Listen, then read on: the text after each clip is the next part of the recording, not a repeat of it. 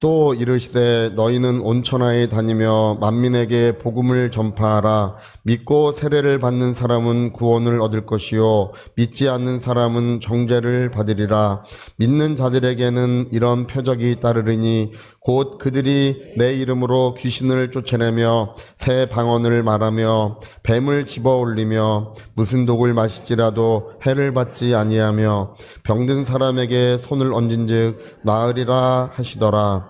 주 예수께서 말씀을 마치신 후에 하늘로 올려지사 하나님 우편에 앉으시니라.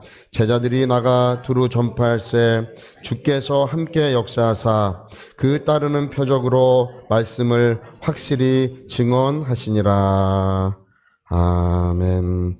네, 우리가 부활에 대해서 말씀을 나누고 있는데요. 사람은 누구나 경험하는 아주 세 가지 중대한 일이 있어요. 첫 번째가 출생을 경험합니다. 여러분, 저나 여러분이 이제 출생하셨기 때문에 이 자리에 있는 거예요. 괜히 그냥 뭐 어디서부터 갑자기 난 것이 아니라 부모님으로부터 우리가 세상에 태어나서 이 자리에 있습니다. 두 번째가 이제 죽음을 맞이해요. 너는 흙이니 흙으로 돌아가라고 하나님 말씀하셨기 때문에 흙으로 돌아가는 것은 아무도 피할 방법이 없어요. 아무리 지혜가 있고 능력이 있고 어떤 탁월한 사람이라 할지라도 하나님의 말씀은 이제 그대로 이루어지는 것입니다. 너는 흙이니 흙으로 돌아가라고 하셨어요. 우리 모두는 지금 흙으로 돌아가고 있는 중이에요. 그리고 마침내 한 줌 흙으로 돌아가고 말 것입니다. 그리고 세 번째가 부활입니다. 이 부활이라고 하는 것은 어떤 특별한 사람이 경험하는 것이 아니라 모든 사람들이 똑같이 경험하는 것입니다. 그래서 사람들은 출생과 죽음까지만 알고 있어요. 그 뒤에 부활이라는 것을 아는 분은 하나님밖에 없으십니다. 그래서 하나님께서 우리에게 부활이 있다는 것을 성경에 가르쳐 주셨습니다. 그래서 출생을 경험하고 이제 우리 아직 두 가지 경험하지 아니한 것이 이제 죽음과 부활을 모든 사람들이 똑같이 경험합니다.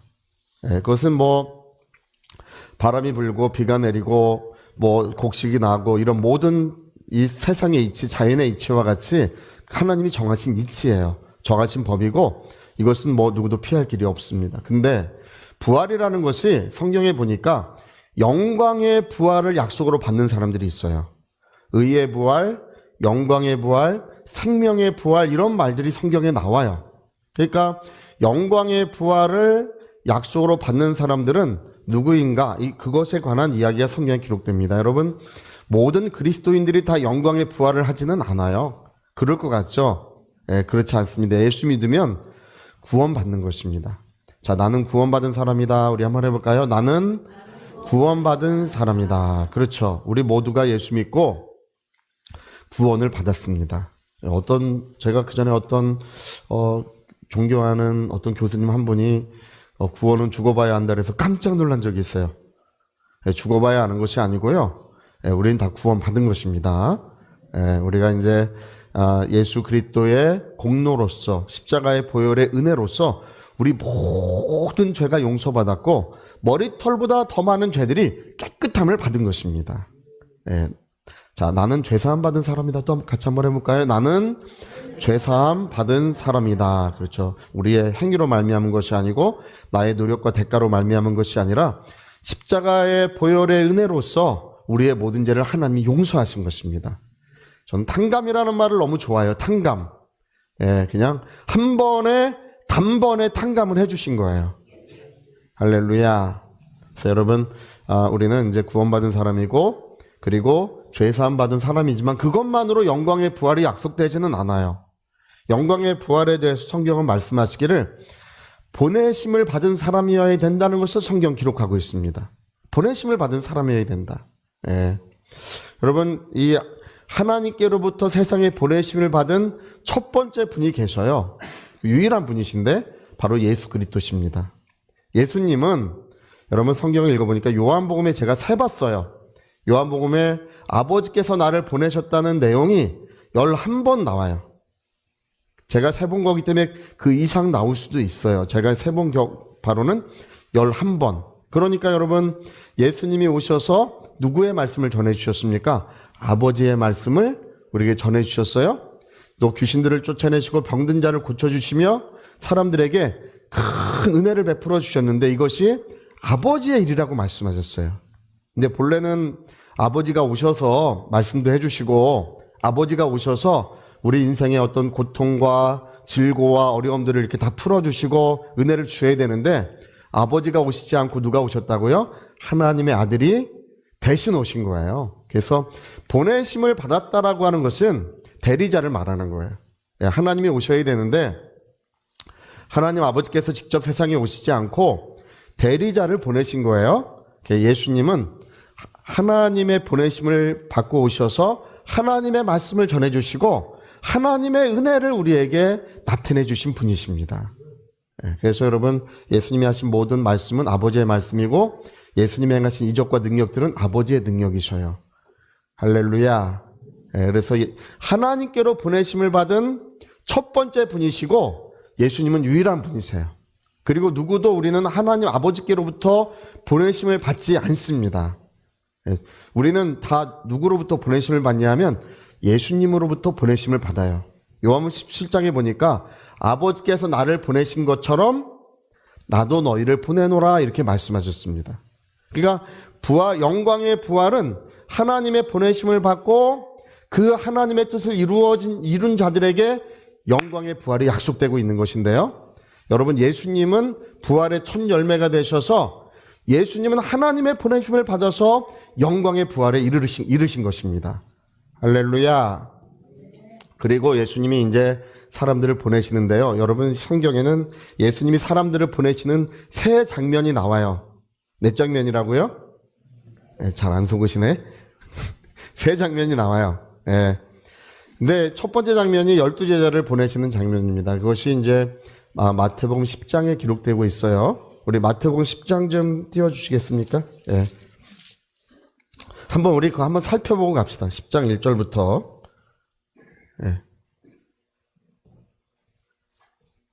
자, 우리 같이 한번 읽어볼까요? 예수께서 그 12제자를 부르사 더러운 귀신을 쫓아내며 모든 병과 모든 약한 것을 고치는 그리고 2절에는 이제 그 이름들, 2절, 3절에는 그 이름들이 나와요. 그 명예로운 이름들, 영광스러운 이름들이에요. 그리고 그 이름들이 나오고 그 다음에 7절에 가서요.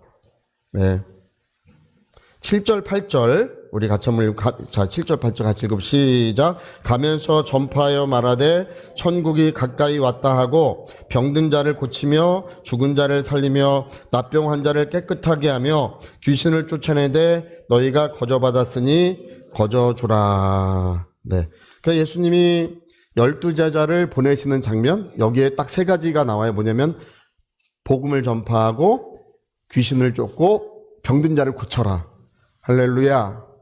뭐 세 가지라고요?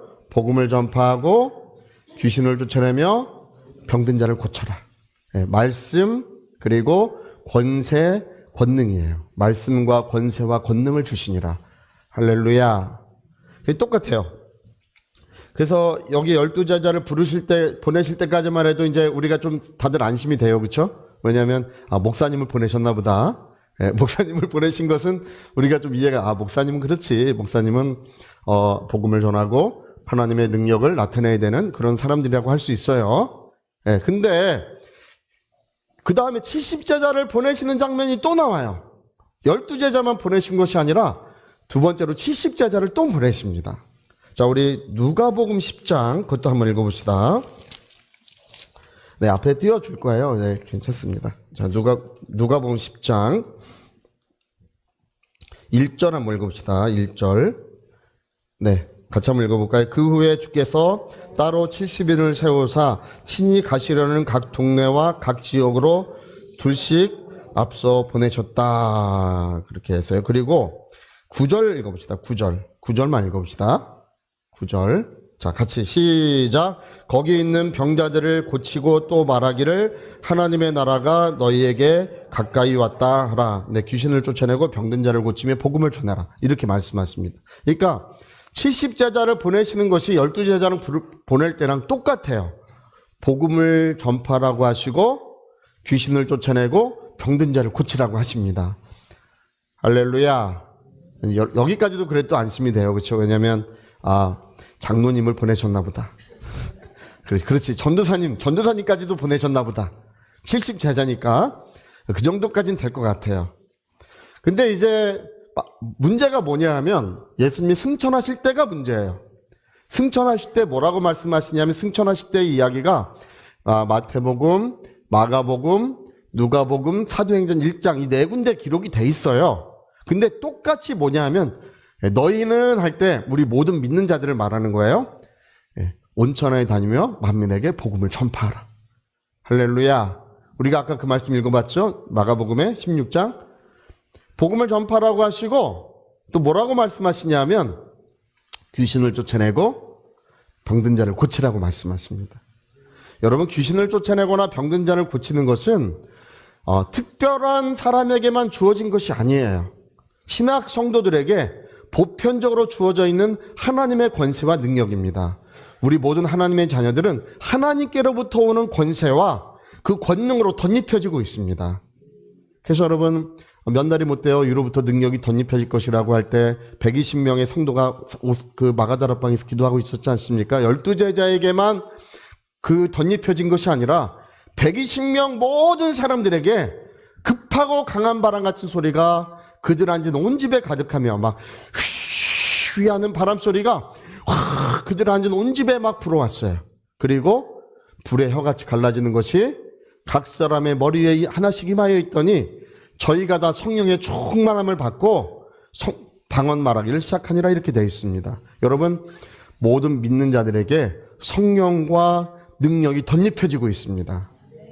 그러니까 이것은 이제 12제자에게 복음과 권세와 권능을 주셨고 그 다음에 70제자에게 복음과 권세와 권능을 주셔서 보내셨는데 야, 승천하실 때 너도 가라. 할렐루야. 주님 저요? 네, 목사님 괜찮아요. 12제자 괜찮았어요.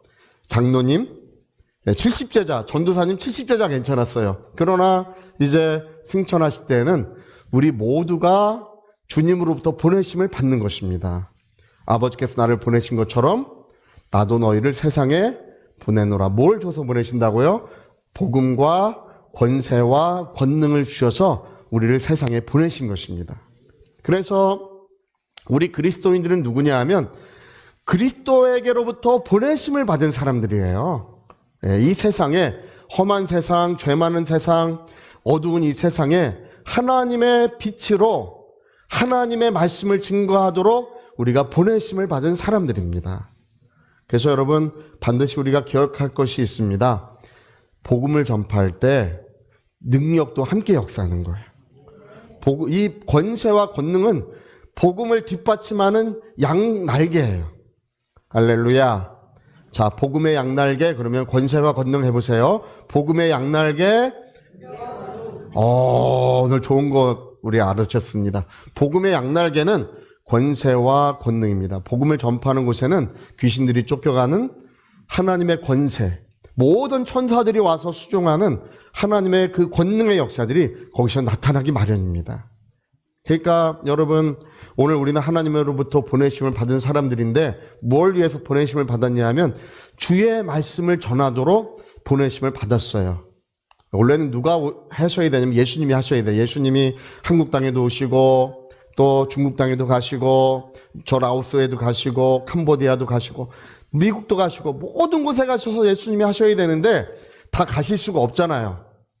그래 최초로 누굴 보내신 거라고요? 12제자를 이스라엘 동네에 보내셨는데 부족해. 그다음 그래서 누굴 보내셨어요? 가시려는 각처, 예수님이 가시려는 곳에 70제자를 대신 보내셨어요. 부족해. 예수님이 혼자니까 다 다닐 수 없잖아요. 그리고 지금은 이제 하늘 보좌에 오르셔서 저 영광의 보좌에 지금 앉아 계십니다. 할렐루야.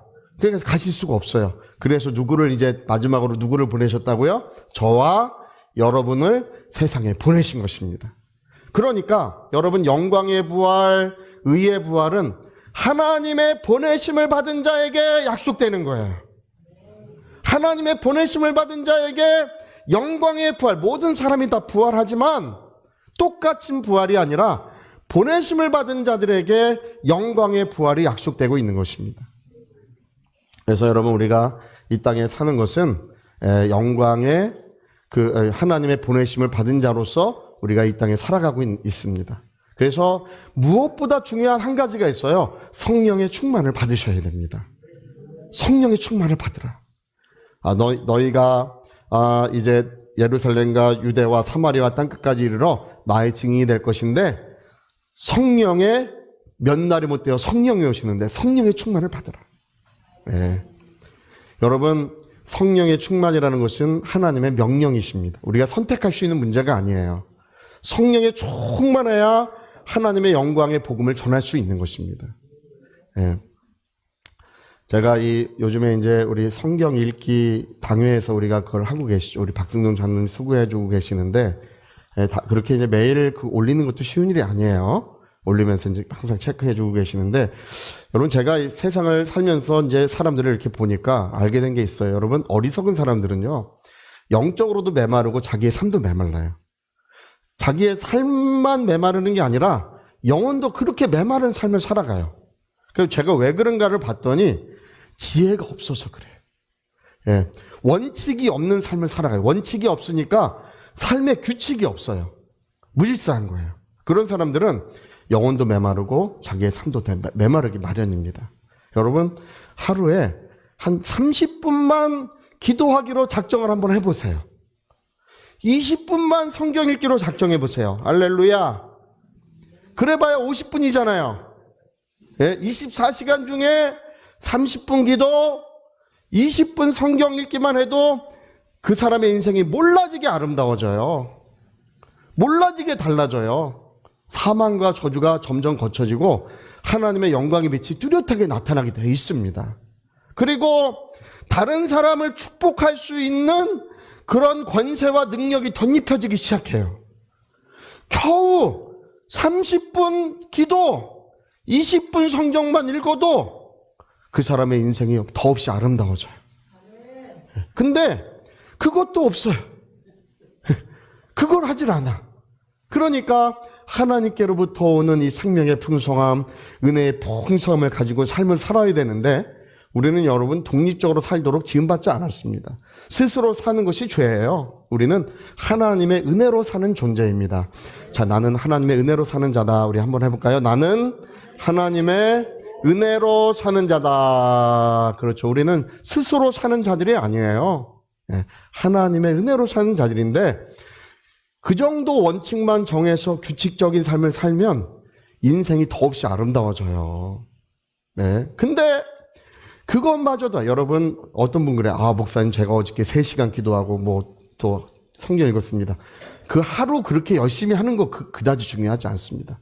좋기는 좋지만 잘하셨어요. 그러나 여러분, 삶의 원칙으로 정하셔야 돼요. 네. 삶의 원칙이 뭐냐면, 첫 번째 원칙은 기도와 말씀이에요. 제가 성경 읽는 것은 밥 먹는 것보다 중요하다고 했어요. 할렐루야. 성경 안 읽는 분들은 어떻게 하는 게 좋다고요? 예, 입을 꼬매.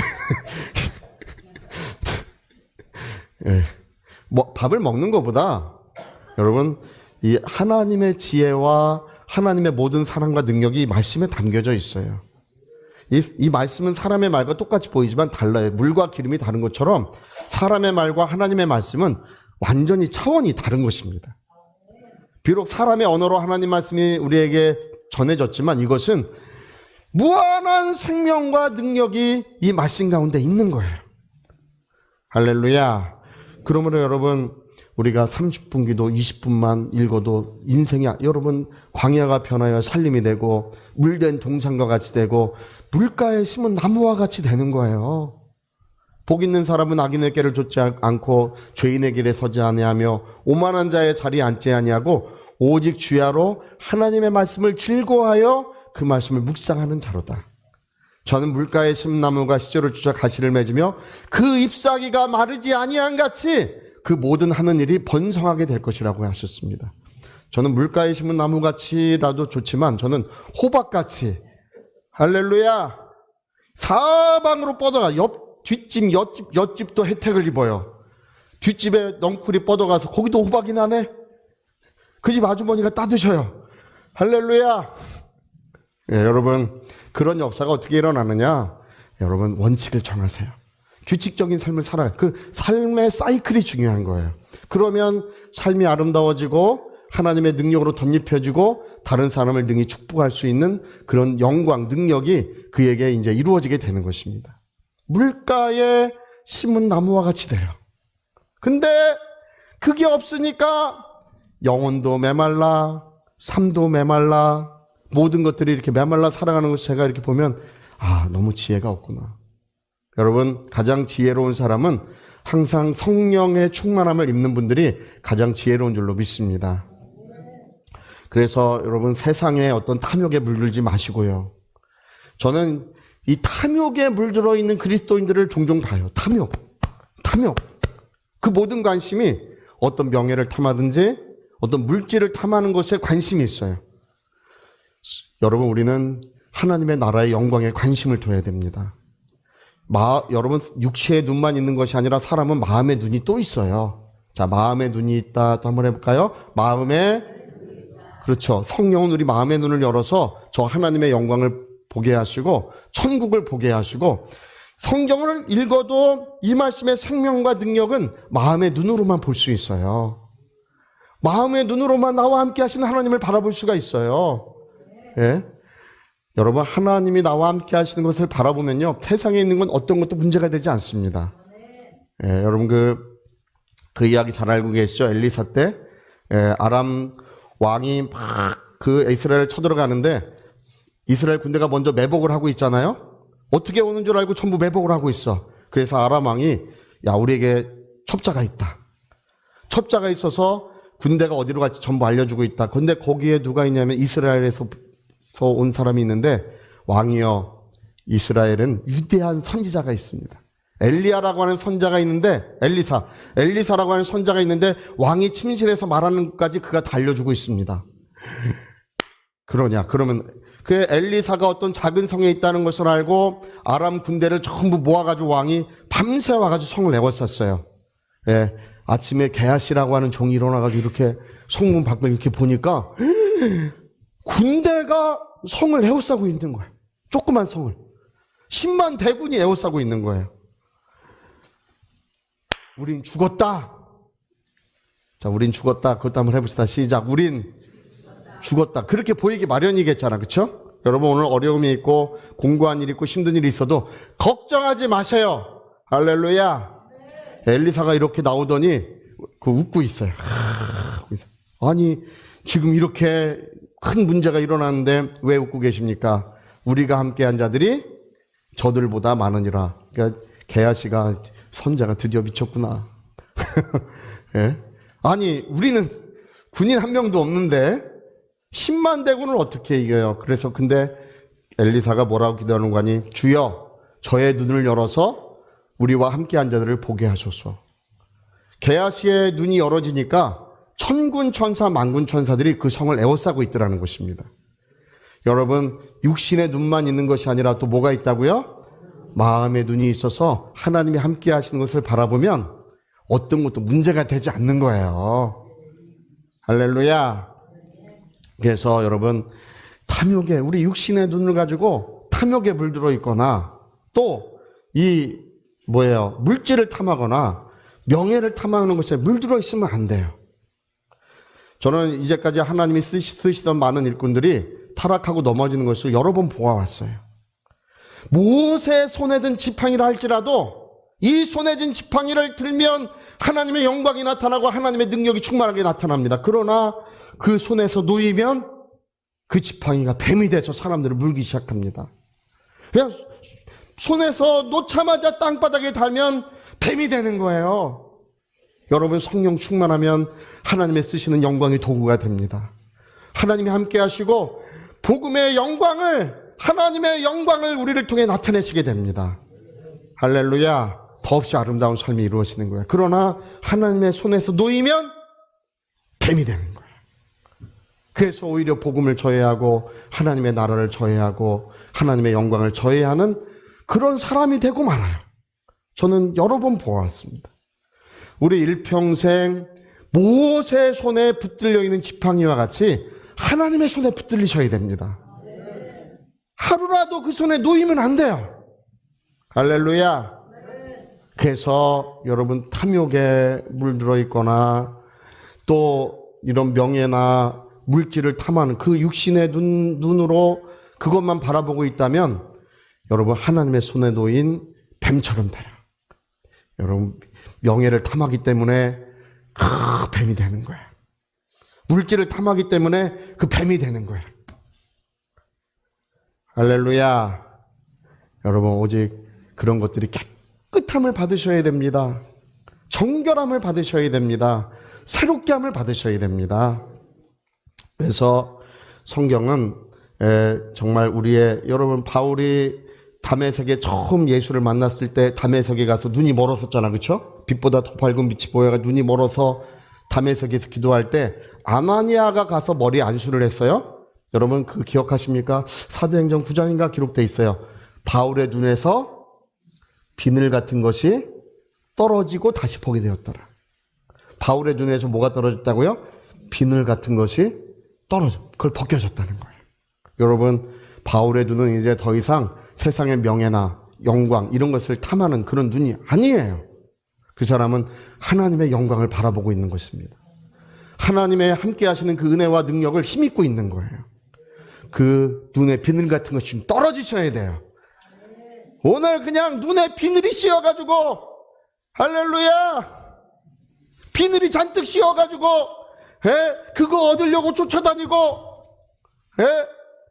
그러니까 하나님을 등지고 살아가는 거예요. 하나님의 생명 없는 그 사막 같은 삶을 살아가게 되는 것입니다. 근데 하나님은 너무 자비하신 분이시라 주께로 돌아가면 은혜의 담비가 다시 내려와요. 다시금 땅에서 푸른 곡식들이 나기 시작하고 귀한 열매들이 익어가기 시작합니다. 주님은 자비하셔서 누구든지 회개하고 돌아오는 자를 맞이해 주시고 성령과 능력으로 그 영혼을 충만케 해주시는 분이십니다. 여러분 오늘 하나님의 보내심을 받은 자 나는 누구이냐? 다른 사람들은 이런 삶 저런 삶을 살 수 있을지언정 나는 평생을 변함없이 주의 보내심을 받은 자로 살아가는 것입니다. 나는 세상의 빛이다. 어떤 분은 주여 세상의 빛이 되게 하소서 그렇게 말하는데 세상의 빛이 되게 하소서라고 기도하는 한 여러분 세상의 빛이 될 수 없습니다. 나는 세상의 빛이라고 해야 돼요. 나는 세상의 빛이다. 한번 또 해볼까요? 나는 세상의 빛이라고 해야 돼요. 빛이 되게 해주셔서 저는 아마 그렇게 기도하는 분은 죽을 때까지 그렇게 기도할 것 같아요. 그러나 주님은 너희는 세상의 빛이라고 하셨습니다. 여러분 오늘 모든 비늘 같은 것들이 눈에서 벗겨지고 하나님의 영광을 바라보시며 또 하나님의 위대한 역사를 이루어가는 성령의 사람이 되시기를 꼭 부탁드리겠습니다. 우리의 기도가 땅에 떨어지지 아니하고 하늘 보좌에 상달되며 그 영광의 보좌에서부터 우리 모든 기도가 응답될 것입니다. 오늘 마가복음의 말씀이 우리 마음에 새겨져서 하나님의 복음과 권세와 권능을 힘입는 그런 복된 삶이 이루어지시기를 꼭 부탁드리겠습니다. 자, 우리 오른손에 주먹 꽉 쥐시고 나는 하나님의 보내심을 나는 그리스도의 보내심을 받은 자다. 우리 두 번 말해볼까요? 시작. 나는 그리스도의 보내심을 받은 자다. 나는 그리스도의 보내심을 받은 자다. 아멘. 자, 우리 같이 한번 기도하시겠습니다. 보내심을 받다라고 하는 이 말은 너무나 성경에서 너무나 중요하게 다뤄지고 있어요. 우리 목적 없는 삶, 허무한 삶이 아니라는 것입니다. 나폴레옹이 마지막 섬에서 유언같이 남긴 말이 내 마음은 5대양 6대주에 부는 바람같이 허무하다 이런 말을 남겼어요. 인생이 아무리 영광이 있고 아무리 훌륭한 삶을 사는 것 같다 할지라도 허무할 뿐이에요. 우리는 하나님의 목적을 가져야 됩니다. 우리 위하여 통성으로 기도하시겠습니다.